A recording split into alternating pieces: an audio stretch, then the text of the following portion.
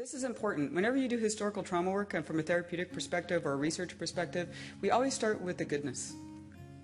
Always start with the beauty. We come in all shapes and colors and wonderful variations. What makes us American Indian is our values and the way that we look at life and the way that we look at community and the way that we look at each other. All I can say is gratitude that I feel for the work, for the people, for the ways, for the indigenous knowledge that has been preserved in spite of. We don't do therapy. What we do is healing.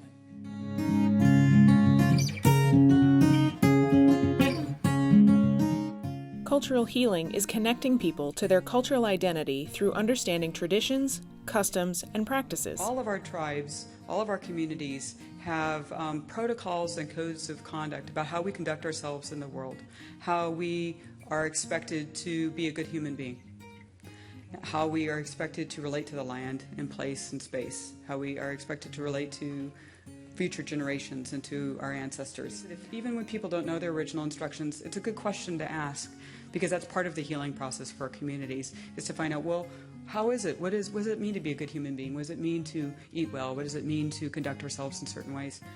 Cultural healing is examining the effects of historical trauma, not only within a single individual or family, but across entire communities. Working with elders in a community to find out what were the original instructions for the people, and then what were the events, the community events, historically traumatic events that happened to a particular community, and then how did the community respond?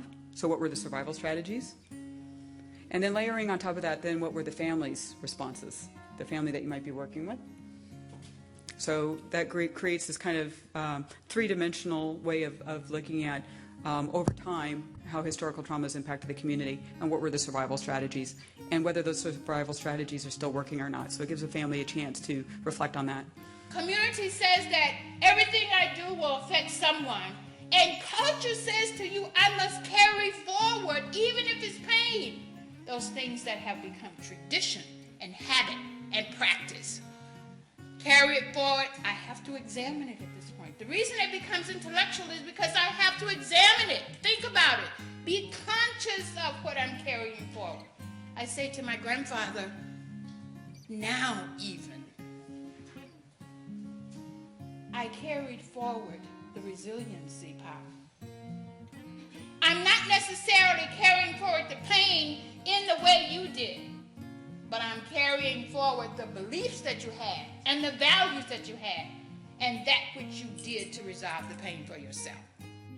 How do we get people there? I'm going to tell you how to get people there. You're going to connect them with somebody in their community. You're going to come to them with authenticity and love, and you're going to listen, and you're going to listen to their story, and you're going to say, I get it. Cultural healing is listening, caring, and giving voice to what is carried forward across generations. A lot of what we do, though, is conversation, contact, connecting, looking in the eyes of the people who sit with us. Listen to what's behind the eyes of the people who are with us. Listen, listen, and listen some more. And whatever is said, we go deeper.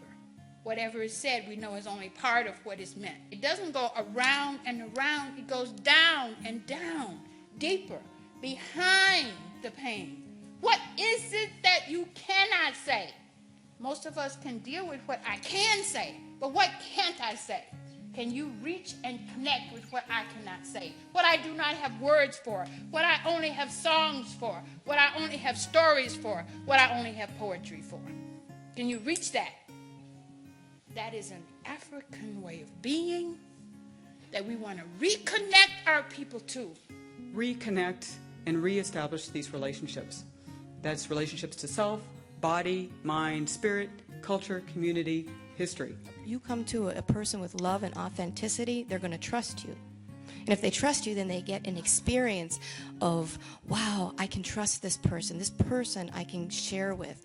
And you make that connection, you don't know what they're going to do. They're going to go out and they're going to tell somebody else. And they're going to tell somebody else. And pretty soon you have a community. So when you think about healing, do not underestimate your ability to be an agent of change.